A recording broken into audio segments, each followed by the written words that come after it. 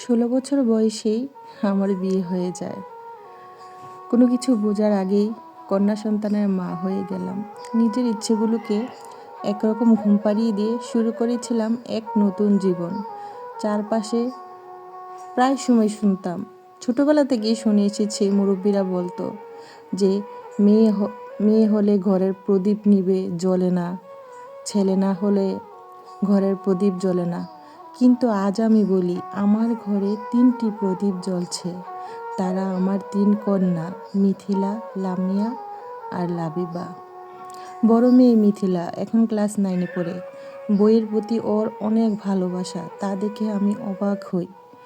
ও উকালতি পড়তে চায়, মানুষের অধিকার নিয়ে কথা বলতে চায়।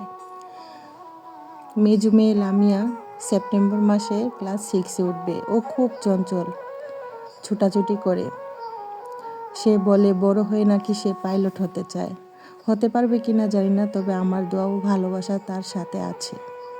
আর আমার ছোট্ট লাবিবা, সে এখনো স্পষ্ট কথা বলতে পারে না, কিন্তু ওর চোখে যে আলো, সেটা দেখে আমি জানি ও একদিন নিজের পথ ঠিক খুঁজে নেবে।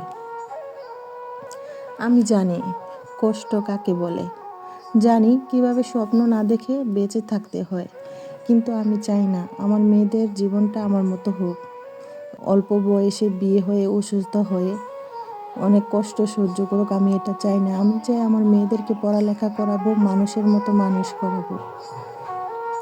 ওরা স্বপ্ন দেখুক, ওরা সমাজকে দেখুক, মেয়েরাও সব পারে, শুধু ঘরের কাজ না, ওরা পারবে আকাশ ছুঁয়ে দেখাতে। আমার এই আশা প্রত্যাশা ওদের প্রতি আছে। অনেকে এখনো বলে ছেলে না হলে নাকি ঘরের আলো জ্বলে না। আমি তাদের চোখে চোখ রেখে বলি, দেখো আমার ঘরে 3টা আলো জ্বলছে, 3টা প্রদীপ, আর তারাই মেয়ে, মিথিলা, লামিয়া আর লাবিবা। তোমরাই আমার অহংকার, তোমরাই আমার স্বপ্ন। তোমরা শুধু আমার না, এই সমাজের নতুন সকাল। সবাই দোয়া করবেন আমার মেয়েদের জন্য, ওরা যেন বড় হয়ে মানুষের মতো মানুষ হতে পারে। আমি চাই না আমার মতো ছোট অল্প বয়সে ওদের বিয়ে হয়ে যাক, ওরা অল্প বয়সে অসুস্থ হয়ে যাক। আমি চাই আমার মেয়েরা মানুষের মতো মানুষ হয়ে এই সমাজকে দেখিয়ে দিক, মেয়েরাই সব পারে, মেয়েরাও ঘরের প্রদীপ আলো জ্বলতে পারে।